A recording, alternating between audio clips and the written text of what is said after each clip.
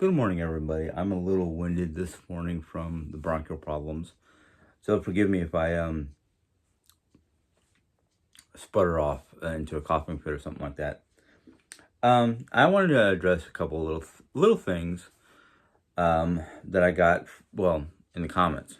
Okay, the one that I really want to dig into is the one about my condition after my procedure.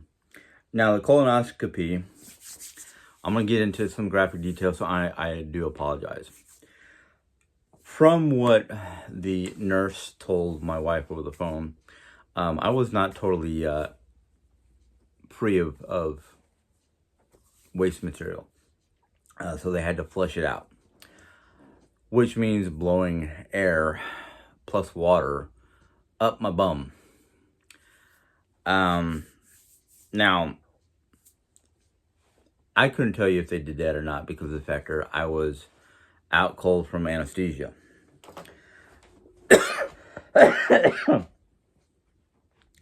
What I can tell you, what I can tell you is because I was laying on one side the whole time for at least an hour, maybe more. I'm not 100% sure. But I do know that when I came out of anesthesia, I was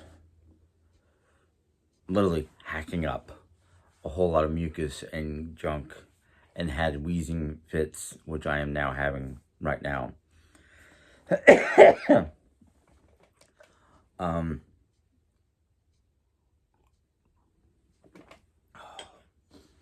And this is the way I've been since I came home Friday evening.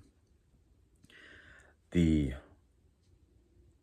dual problem with what's going on is the fact that I could not toss and turn during this procedure to keep the mucus building up on one side, causing my lung capacity to diminish because of the fluids building up in my lungs due to allergies and bronchitis. Now, I know in the hospital room and whatnot, there was no allergens. They try to keep the allergens at bay. But when I came out of procedure and wheeled me to my mom's car, which I was not exactly happy about because I was like, I wanted to try to do it on my own, but at the same time, for safety protocol, I had to be wheeled out. They didn't want me to walk, which kind of made me feel a little like, great, I'm becoming a pansy. But not everybody can come out of anesthesia feeling like Superman. But they told me that it would take a day or two to fully recuperate my strength and whatnot after the procedure because there was literally no food in my system for nearly 2.5 days. So, there's that part. There's the anesthesia part. Then there's the bronchial part. So that's why it took me several days to get enough energy and strength and whatnot to not feel like all I wanted to do was sleep for a day and a half. Now, I know excuse me. I had a little bit of food, Arby's, Friday evening. But even after eating and coming home, we brung Arby's home for everybody, so it wasn't just for me. I just felt very sleepy. And that's all I wanted to do Friday. It was just sleep. They say it's not good for a person to do that after having a procedure of any kind where you're under anesthesia. They want to try to keep you alert and awake. My wife did not do that. Don't jump on her for that because that was my choice. she wasn't trying to force anything, but she was trying to make sure I was okay. And I know that evening my sleep was kind of broken between Jerry checking on me and me waking up coughing up a lung. And that takes a lot out of me. I mean, just the coughing factor. It hurts my lower ribs. It takes the wind out of me. It makes me feel like, okay, I gotta pause. Try to calm down. Try to breathe normal, and then hope I don't start coughing up a lung where I have to start that procedure all over, just to just to go about my day. Now, today is Wednesday. So it must have been Monday. Yeah, Monday I started, projects around the house. I was rearranging my pantry because it became a just throw it on a shelf situation, which is very, yes, it's very lazy of me because I'm just trying to get stuff away so I can go about whatever else needs to be done.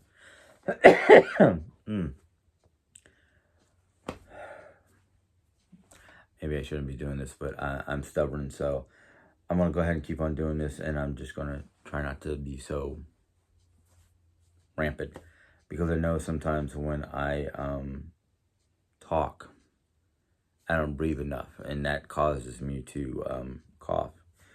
But to try to get a diagnosis for this cough and why it is what it is. I'm saying bronchitis because the allergies, the pollen lately has been rampant. My car is outside, and every time I go out to my car, I literally have to do a windshield wiper session on my front and rear window because it's got this nice glazing or thick layer of yellow pollen.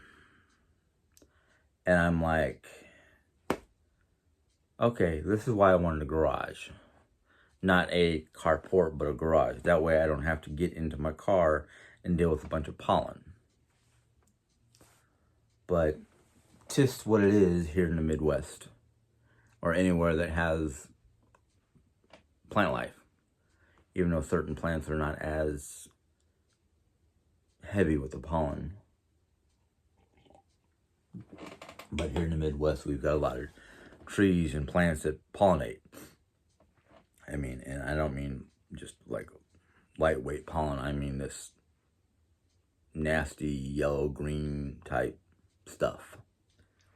But because of that being as bad as it is, it's like one of the worst years they've had here in Missouri. I don't know whereabouts you guys are from and how bad it is where you are, but here in Rolla, here in Missouri, it's even the weathermen have been like, it's the worst. It's almost up there in the red level.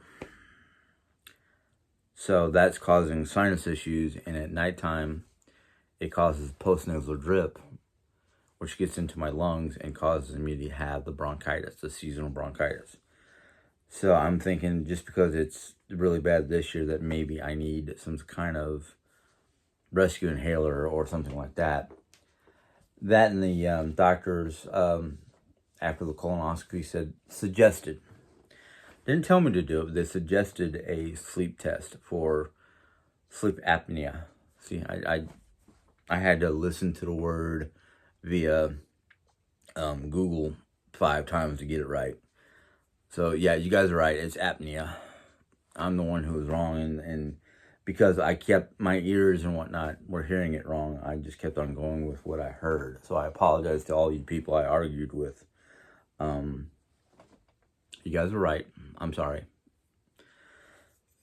Excuse me. But I need to get a hold of my primary sometime today, and if I can't get a hold of my primary, I'm gonna have to go into the clinic that's in the same building for this problem, this breathing problem I'm having. But otherwise, Jerry's in fairly good health. Actually, Jerry is, her wounds and whatnot are healing great. We only have to put a zero form with a cotton pad. I don't know what you call it, and make sure that's the only thing that needs to be covered right now, because everything else is so healed up that there's no scabs, no bleeding, no tearing, no ripping, and other than the black and bluish ugly marks from the healing, we have a prescribed cream, or a cream that they told us to get, that you can put over the scarring to help it heal better, so it doesn't look so bad, I guess is the word. Same with her back patches, her raw areas on her shoulders. The nurse came and looked at him and was very happy that we're seeing skin growth on one side, the bigger one, and we're seeing shrinkage on the right side, and this side has got new skin growth and changing shapes and whatnot. So we're very happy with that. She has a medical appointment on Thursday with her oncologist. She doesn't know if she's going to have to go in or if they can do a virtual meeting. So then, in fact, we found out hospice can help us with certain prescriptions for her. So it won't be as much money out of our pocket for the prices that Medicaid has. Or I should say the prices for medications she has, not Medicaid. And we also have to, we've been having a minor issue with misunderstandings, because Jerry Ann and I both thought that we gave her her information to Mercy, so they would stop using Ambetter. But the thing is, because we haven't called Ambetter to say to cancel because of Medicaid, or Medicare, or whatever it is we have, I can't keep it straight. I think it's Medicaid. But because of the confusion of the two insurances, there've been some minor problems with billing issues. So it's kind of like, okay, so we're going to have to get a hold of Medicaid, or not Medicaid, Ambetter, and tell them that we are no longer needing it because of, Medicaid. So, I don't know. I'm trying to ride that wave, because I don't understand the ins and outs of all this insurance stuff. But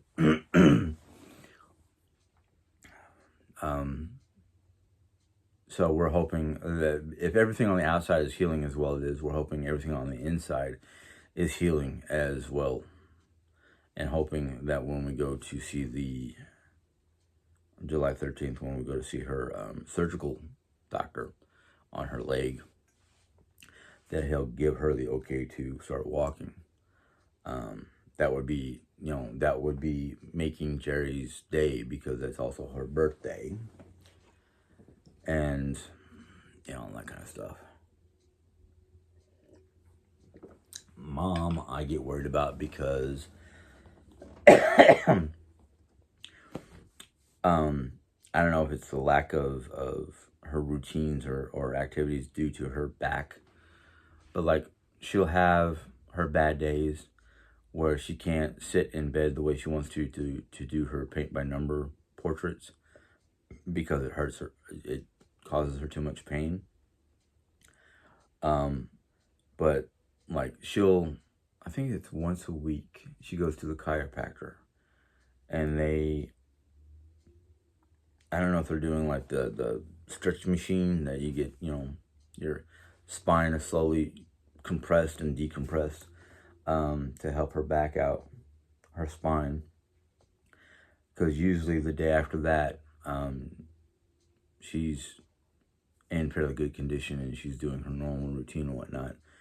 And I know she'll say no to me because she doesn't want to put any more burden on me than I already have. But I got to remember that Mondays are the days that she does the cat litter and her trashes and shreddings and whatnot. And sometimes that bag of cat litter can be a little weighty. And I should be mindful enough to go, hey, Mom, just leave that where it is. I'll take it. I know it's too heavy. I don't want you to do anything to get your back out of whack. I keep on trying to get her to go on to like either her VA status can get her some in-home help where they'll come in and they'll make her bed and clean up and do, basically do anything that she needs done cleaning wise. But I don't know if she doesn't want to take advantage of that or she's even more stubborn than I am. So I don't know if she's listening to me when I suggested, because I think I did suggest it at one point in time. And I think she said, yeah, I know, but, and I'm like,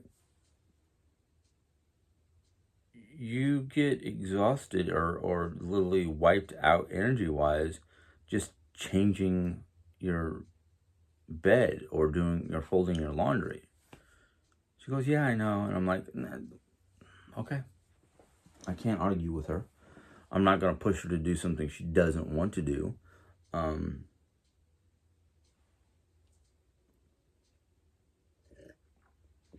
mean, I was like, literally, what can you do? I mean, she can be a very stubborn person, which I kind of laugh about because my father, who grew up in Chicago, South Side Chicago, which was a tough neighborhood in the 50s and 60s and late 40s. He was born in 41. He was born and raised in Chicago. He got out of Chicago because of Vietnam. I think I've told you that story once or twice. But, and they're stubborn people. And then I've got my mom, and they're from Missouri, and they're stubborn people. So,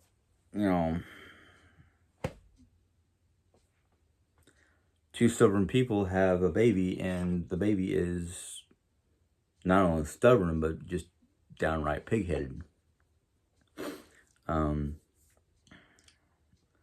My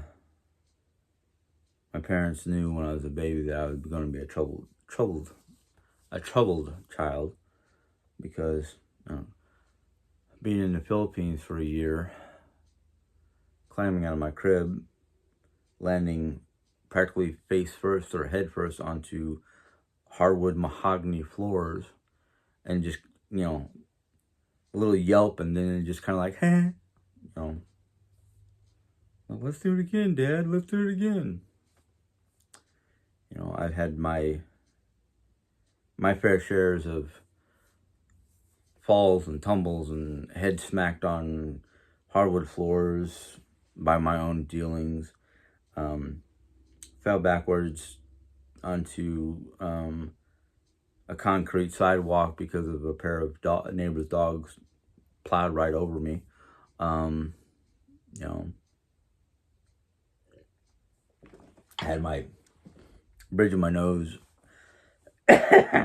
not broken, but smacked on the steering wheel of a bumper car because, oh look, Dad always told me if your shoe's untied, I gotta tie it. There it is.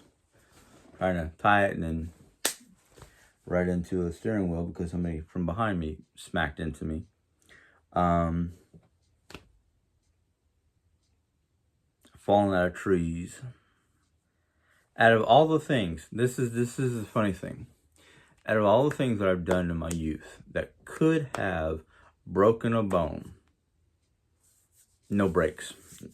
Getting my hand, getting my hand stuck inside of a car door after Mom accidentally closed it onto my hand. No broken bones. No breaks. I get to be in my...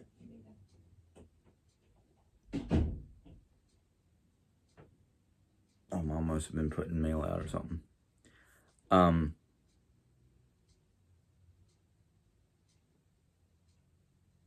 Yeah.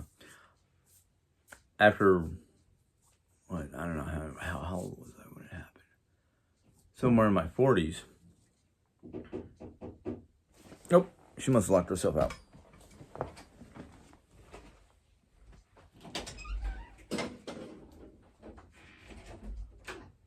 Thought I would put a letter out and just leave, and I forgot my keys. Oh. It happens. I've done that a couple times. Yeah. At least you were here. You didn't have to ring the doorbell. Yeah.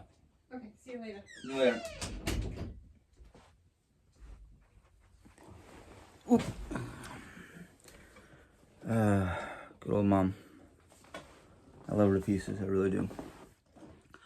But yeah, I mean, I was either late 30s or early 40s.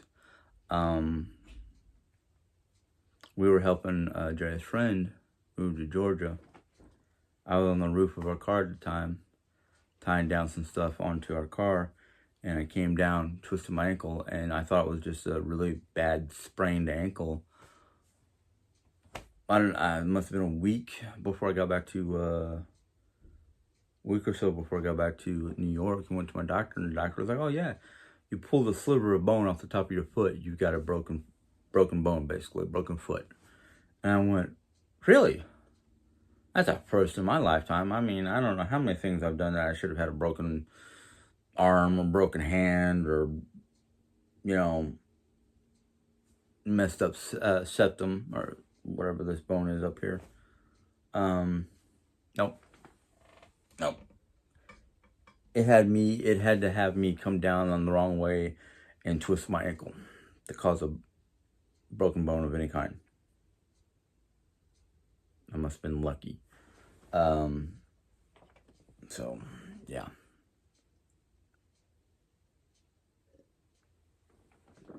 But anyhow, I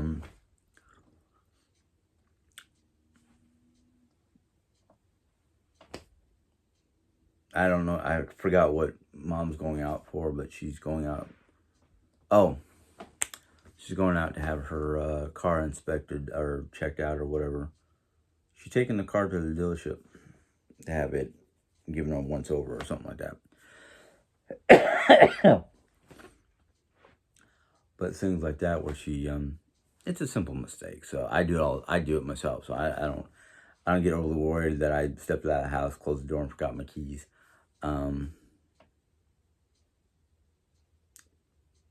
It happens. But there are times where after she's done what she wants to do around the house, like put away dishes. I tell her all the time, you know, you don't have to put them away. You can ask me to do it. You know, oh, no, I'll do it. Okay. And I'm not trying to deter her from doing anything because I worry about her. But I think letting her do stuff helps keep her mind occupied and keep her mind from becoming,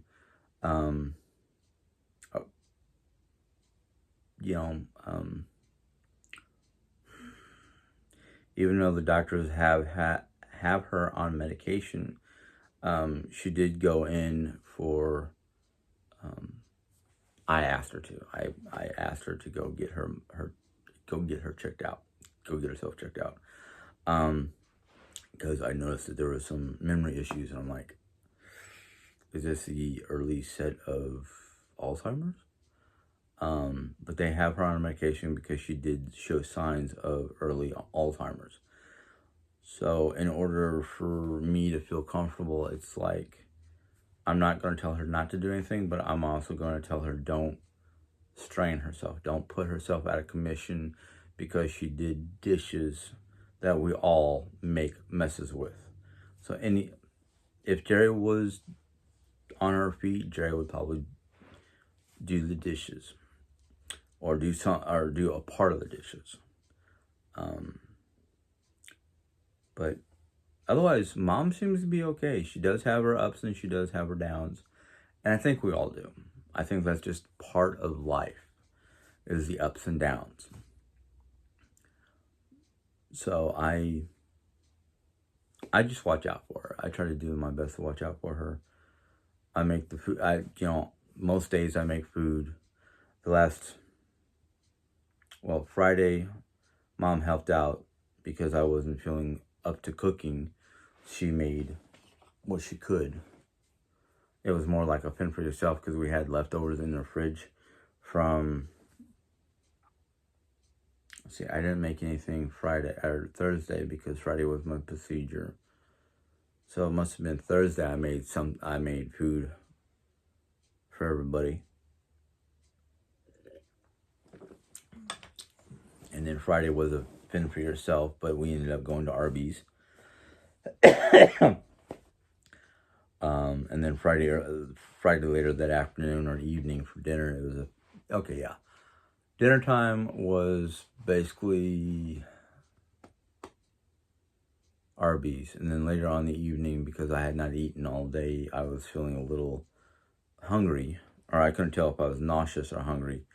And Mom made me noodles just to get something else into my stomach besides the one sandwich from Arby's, which I was hungry enough that I could have probably eaten two. But things have gotten better. Yesterday I was feeling good. I did the mudroom area and the pantry, so pantry's starting to look a lot better, and the mudroom itself, unless we go to put laundry or groceries to be put away in there, it looks good. I'm hoping to finish the pantry, and then I'm going to spend the rest of the day in our bedroom to help.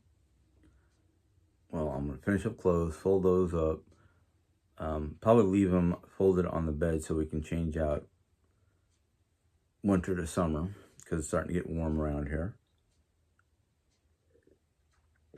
Even though the days that are cloudy and rainy, it's still in the upper 60s, lower 70s. So that's like, that's still warm enough for lighter layer of clothes instead of heavy layer.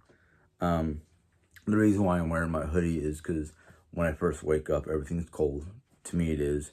Because when you sleep and your body temperature elevates, which is normal for me, yet it's not normal for the average person. I don't know why. I don't know if it's my metabolism or what. Doctors don't even know how to explain it. They're just like, do you know your temperature goes up when you're sleeping? I'm like, yeah. It's been that way since, I don't know,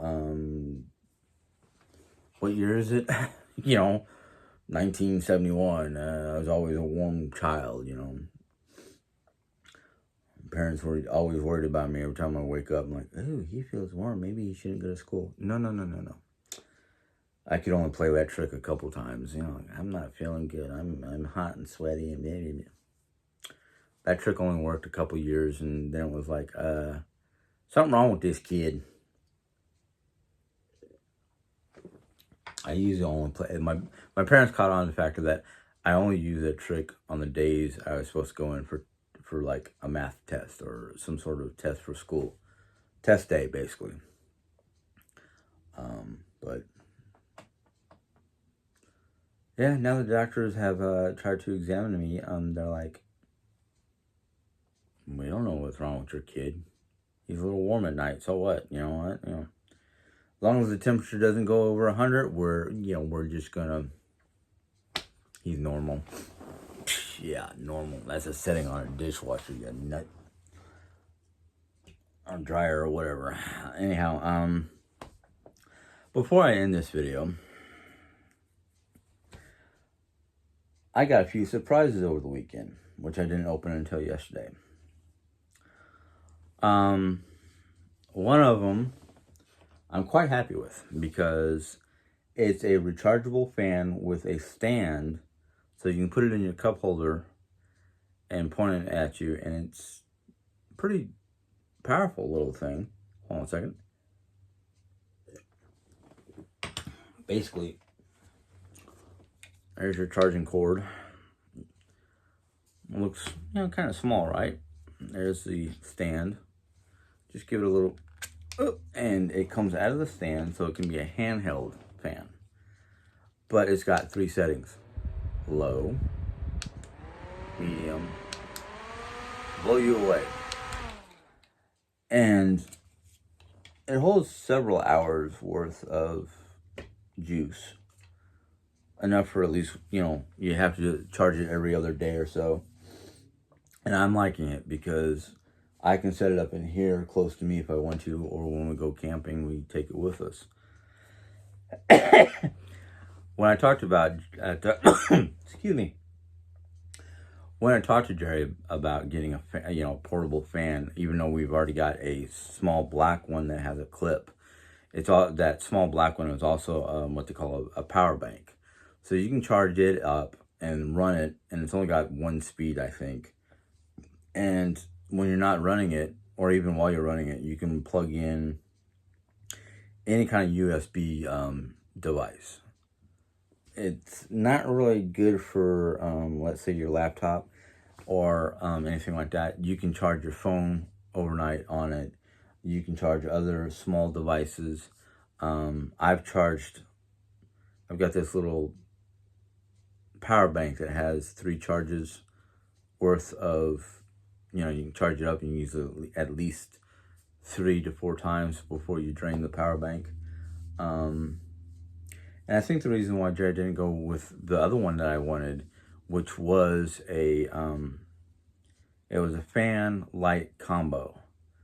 So you can set it up with the fan blowing on you and whatnot, and then at nighttime, you can swivel the whole unit, like the stand becomes the ring light with the fan blowing through it. And I was like, oh, I want that. And Jerry goes, I don't think we need any more lights because we got the solar power twinkle lights for the inside of the van. We've got this, we got that. I'm like, okay, but what if, for some reason we need it because there was not enough solar energy to juice up the twinkle lights or anything like that. And, but this one was, I think 50% off. And what she's been doing is she's been shopping the discounts or the specials.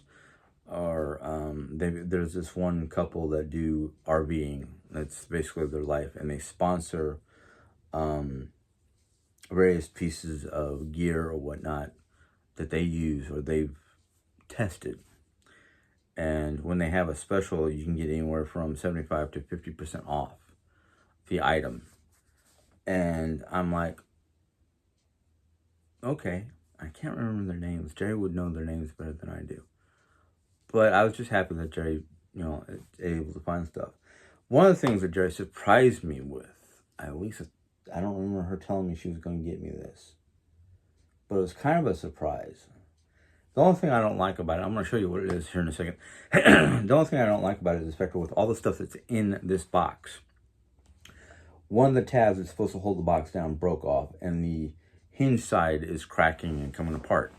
Now, granted, it's a I'm just going to show you as is. It's basically a plastic hard box.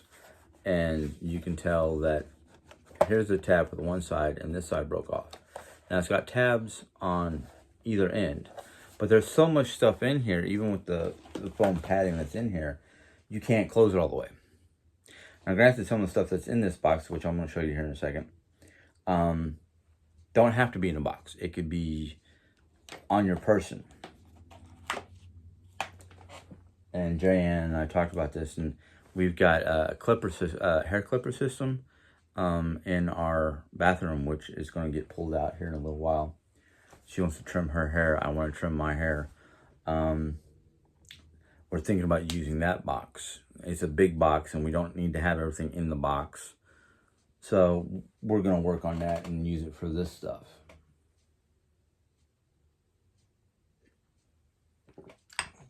But first thing I'm going to show you is, it's kind of simple. You can buy it cheap, but it's a belt loop with a ringlet. What this ringlet does is you press on it. The ringlet comes off and it got a spreader so it can open up wider.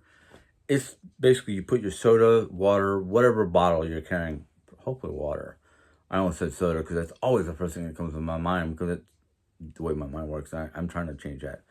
But you put the ringlet around the bottle top, clip it in place, and it goes on your belt loop.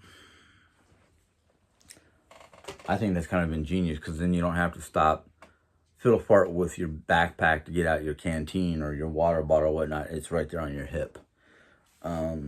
Depending on what kind of water bottle you have. Next thing I want to show you, when I first saw it, I was like, why would they throw a Chinese throwing star in with a bunch of survival equipment? That's what this is, a survival equipment box. It's not. Yes, it looks like a snowflake, but at the end of each tip is a tool of one form or another. And even the little holes here form is a type of tool. Even the middle part is a tool for bolts, screws, bottle opener, wrench, hex wrench.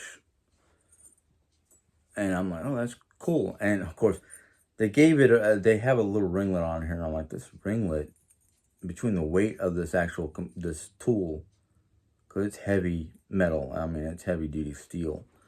The ringlet alone, I'm like, that sucker will break in a second. And you can put that in your pocket. You can put that on your keychain, whatever you feel like putting it on. Of course, if I'm going to put it on my keychain, I'm probably going to take this ringlet off and use one of the heavy-duty ringlets I have if it fits through that eye. That little ringlet hole. And then they give you this nice little flashlight. It takes double A's. I haven't put a light on there. And you can clip it on your belt.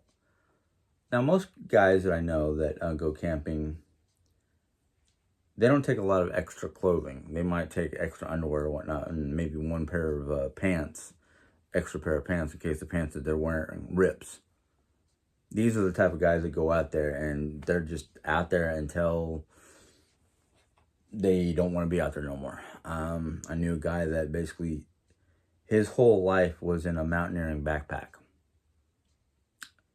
Basically, in that backpack or on that backpack was a sleeping bag, a simple tent, some clothing, maybe some dry food goods, and survival gear like this. And I'm like, what all you got in there? He's like, my life. Books, clothing, camping gear, survival gear. I'm like, you don't take any food? He goes, well, what little food I take is either dry good foods that can last me weeks or wherever, I can fish out of the river. Okay. And the thing was, he wasn't like some guy who didn't work, because when I met him, I was 20-something, he was 40-something, and he just got tired of the mainstream world because it was just too annoying. And here I'm at 50 going, I understand what this guy is, why this guy was the way he was, and, would rather live out in the woods with the dangers of Mother Nature than dealing with the insanity of mankind. But anyhow, this AA battery flashlight, the one thing I found cool about it was it extends outward for a more narrow beam, while if you have it pushed in, it's a wider beam. And it's a halogen bulb, so this sucker is going to be bright. And like I said, it has a clip, so I can clip it to my belt, my backpack loop, whatever. It also comes with, and I can't find the other one. I know it's in here. Comes with 2 non-mountain climbing carabiners. So you can use this to attach gear or whatever to your backpack or whatever you want to use it for, as long as you're not trying to climb. And I realized I know exactly what I could do with this. see if I can unscrew. Oh, that's making it tight. Oh, no. I was right the first time. But anyhow, I can tie rope around this. Like, throw a piece of rope over a sturdy tree branch. Loop it in through here a couple times, just right, so I can, like, pull on either, pull on one rope to bring it up. And what I mean by that is basically attaching a rope or attaching this around heavy-duty bags and putting all my food goods, my dry food goods, in the bag. Or if I use both carabiners the right way, attach a rope to dry good bag or dry good bags and a cooler to get it up in the tree. Not like right up against the tree, but out a little bit further away from the actual tree. I can't even think all of a sudden.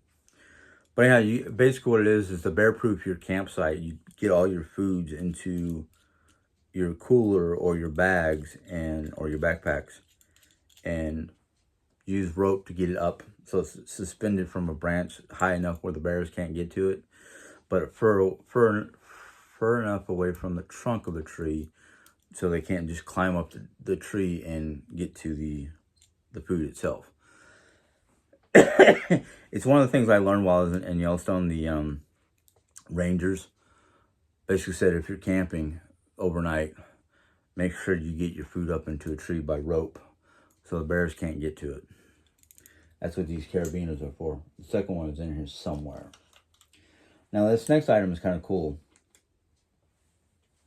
And I don't know why they say you can... Oh, okay.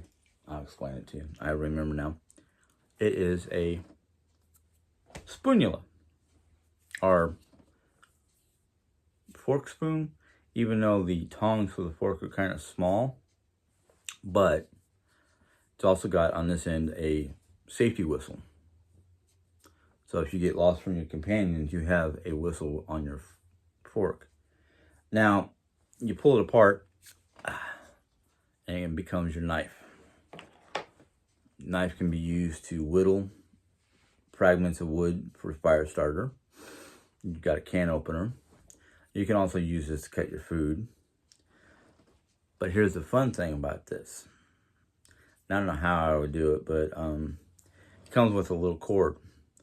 And according to the diagram or the little video I watched about this little thing, is you leave it like this and you tie it to a branch or a tree limb or something that you can handle, and you can use it for spear fishing. Okay. Spear fishing or self-defense if you so choose to do something that you need a self-defense device. But I was like, wow, okay, that's an interesting way of, fishing. This particular survival kit does not come with any kind of fishing product, fishing line, lures, or anything like that. Now, everybody knows what this is, or at least anybody who goes camping knows exactly what this is. It has a compass and a whistle. Now, you can either leave it like this and use it as an armband,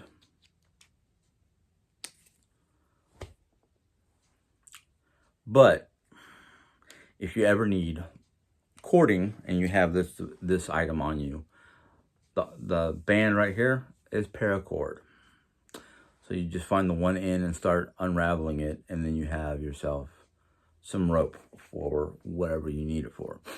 But this right here is what they call a flat knife. Now, it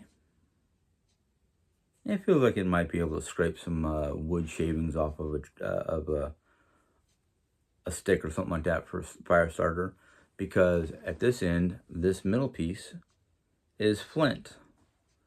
So you would use this flat knife against the flint here to basically start fires. Hopefully you're only starting your campfire. Then we have, which also can be attached to your belt, what they call a tactical pin. Yes, it's a pin that you can use to write with. I don't have a small pad right now. Let's see if I can do this. See, you can, I don't know if you can see what that is, but it has ink to draw to write with.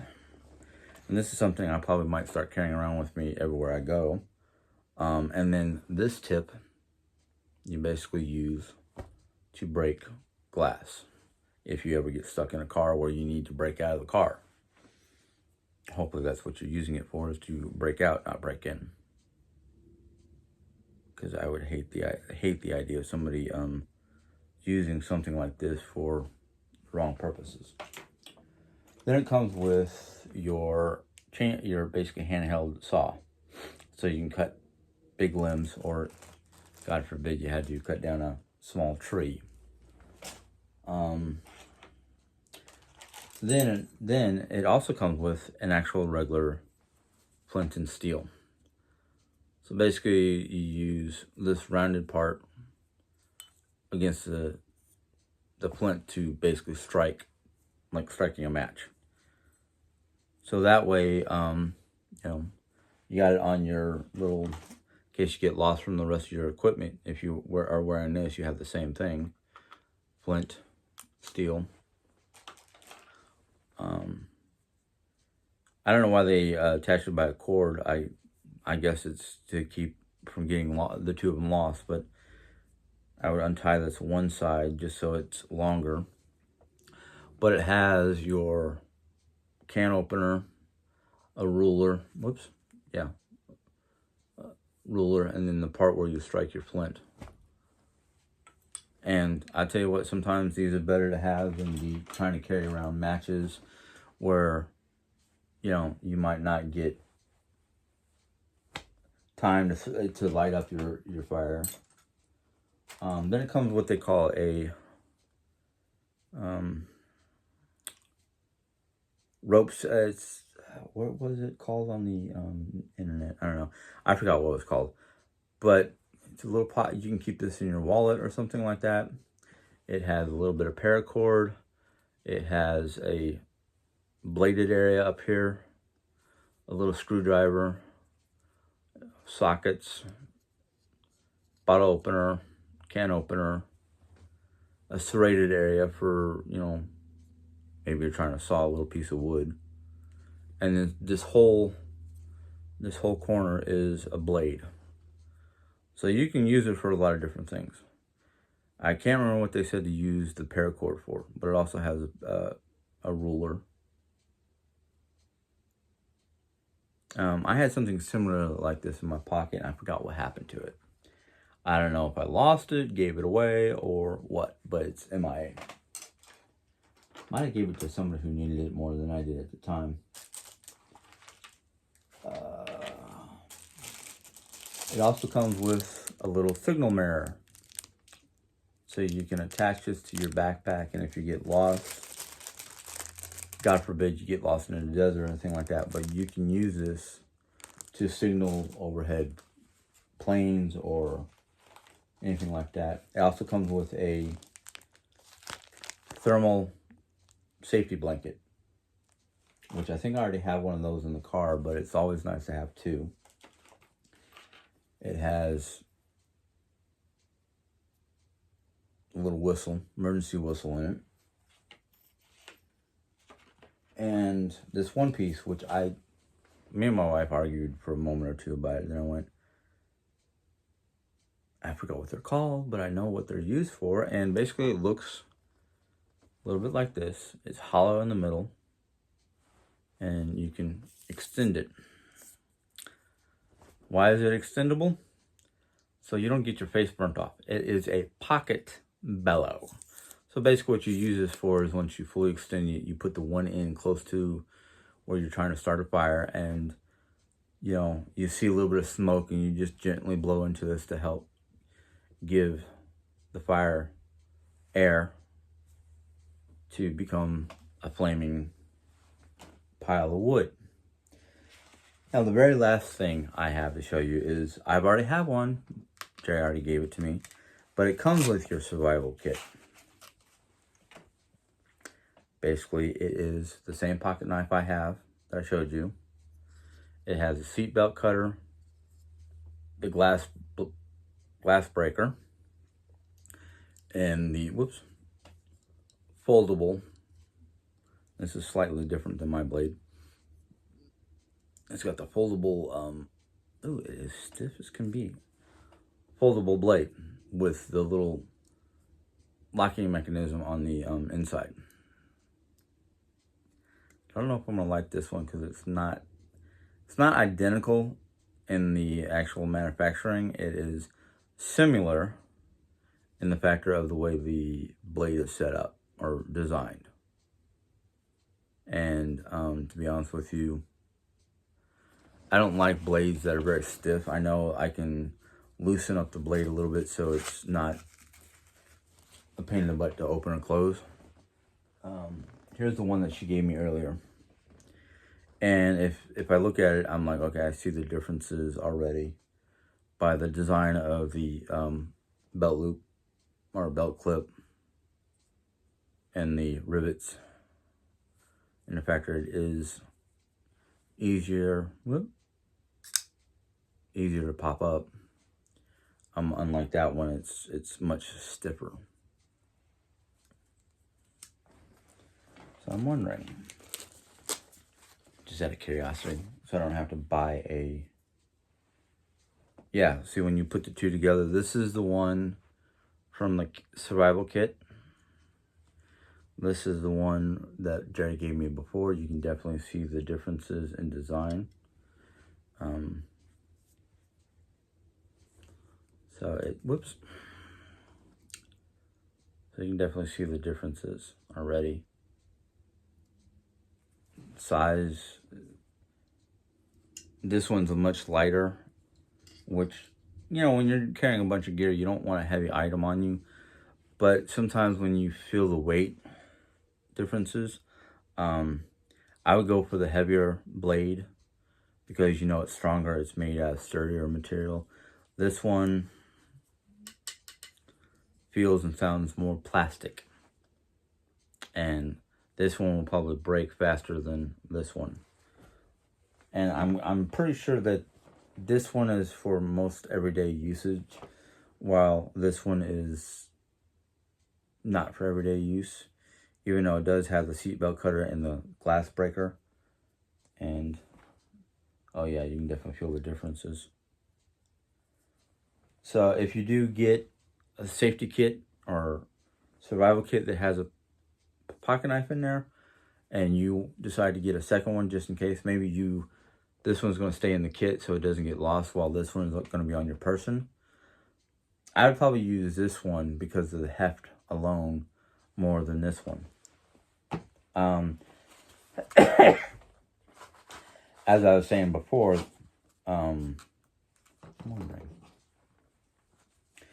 the survival kit has a lot of good stuff, but the box is wanting. And what I mean by that is the box is plastic instead of, I was thinking that it would be heavier plastic or lightweight metal. This is like that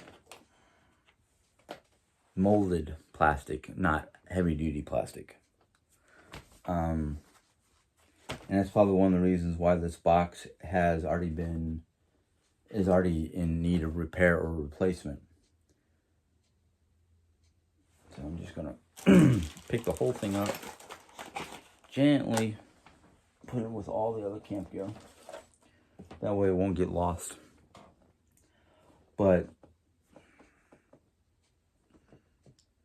this baby is probably going to go back into my bedroom with all my other personal stuff that I wear every day when I go out. That, in fact, this is a brand name blade. This is by Deer Rush.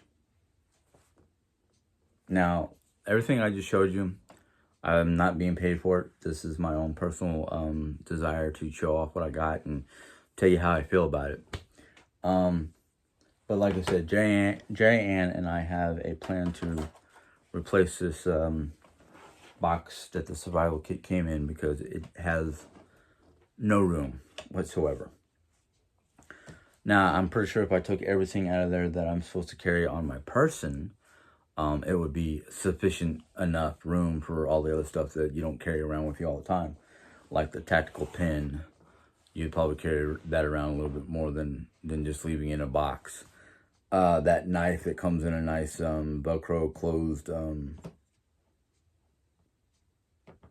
belt holder.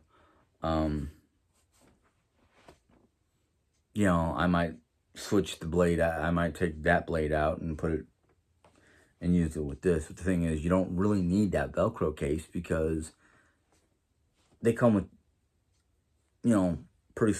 This one has a pretty sturdy looking belt loop. It's very, very tight. That knife in the survival kit, I also had a belt clip. So why would you send a knife that has a belt clip in a case for your belt? That doesn't make no sense to me. That infector is like, what, are you afraid to display it? Or are you afraid it's going to break? Yeah, I don't know.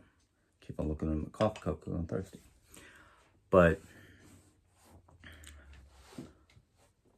I mean, I don't mind getting the stuff we're getting for camping, and we're all of it has been on a discount. We're looking at like sales or specials or things like that. But I think at this point in time, we've stopped getting.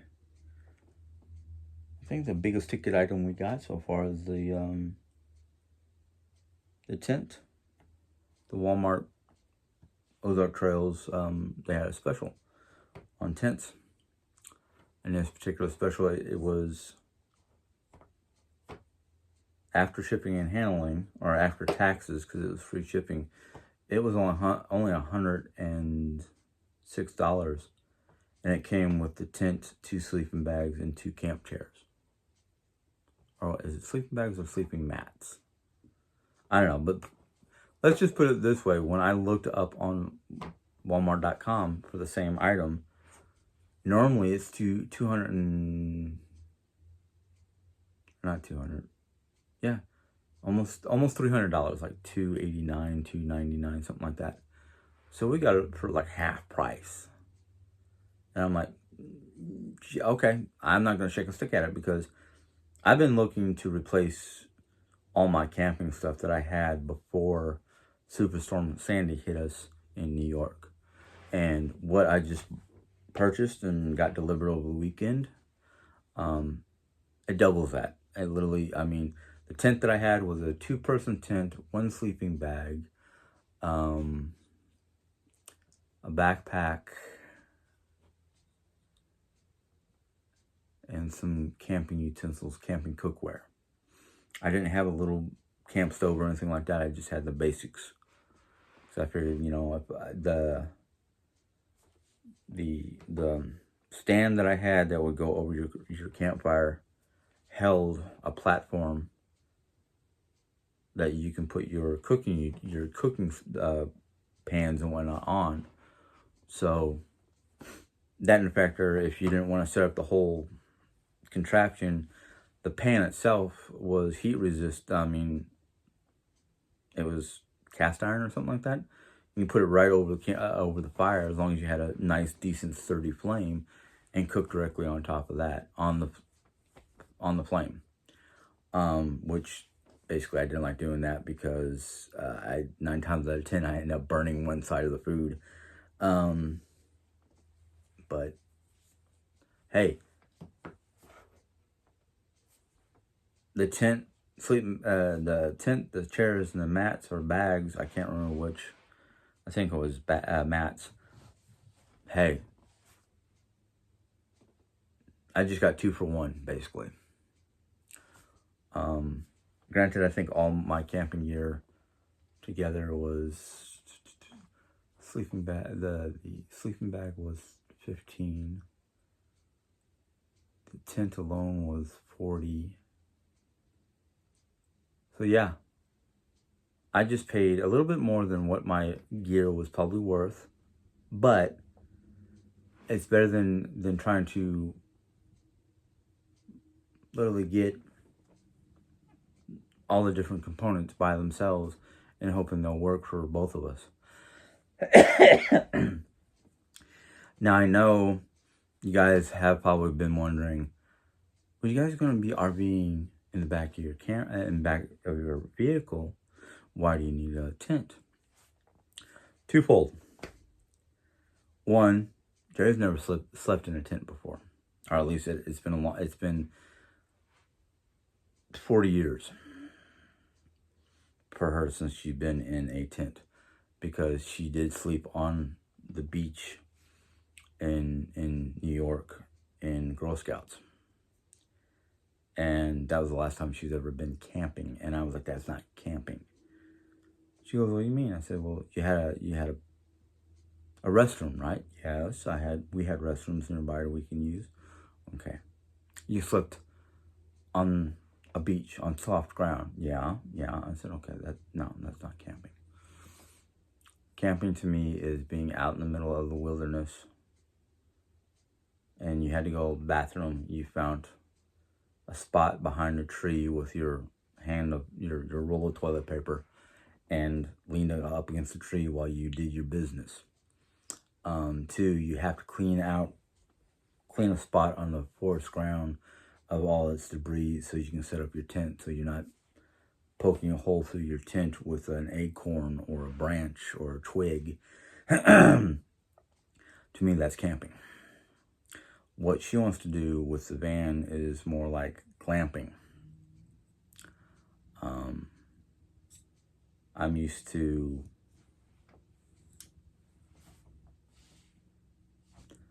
having bare necessities, except for whatever you can either carry on your back or at least carry in your pickup truck or something like that, and then set up camp. Now, one of the things that I saw on Amazon that I was kind of like, ooh, if I had a pickup truck, that might be worthwhile. And basically what it was a tent setup that you can set up in the bed of your pickup truck with the whole camper roof, and it extends past your tailgate to set up an entrance point where you can put your shoes and stuff like that, and not have to worry about climbing into the actual tent area or sleeping area. And you still have to set up like your cooking area and your prep area and all that stuff for the non-sleeping area, because that's basically what the pickup camper type thing was, or pickup tent, however you want to put it, was designed for. It's like it was designed just for you to sleep in. Everything else was outside of the tent area. But anyhow, I just noticed that I've been yammering for over an hour, so I apologize. Yeah, I think I'll sign off. But you guys get the idea of what's going on around here. So if you enjoyed this little video, go ahead and give it a thumbs up. If you have any questions or comments on this video, go ahead and put it in the comment area. I will review them and deal with them as best as I can. If it raises questions, I'll ask questions. But it's my way of communicating, I guess. And then if you've not joined yet, you want to join just to see what adventures happen in the hopefully near future, sometime maybe after July 13th. We'll see what happens. But July is quite a ways away. But if you choose to join just because you want to stick with us and find out what's going on, go ahead and hit the subscribe button. Once you hit the subscribe button, you can see a little bell pop up, and you click on that bell, and once you do that, YouTube will let you know when I put in my next video. And until next time, you guys have a good day. Bye.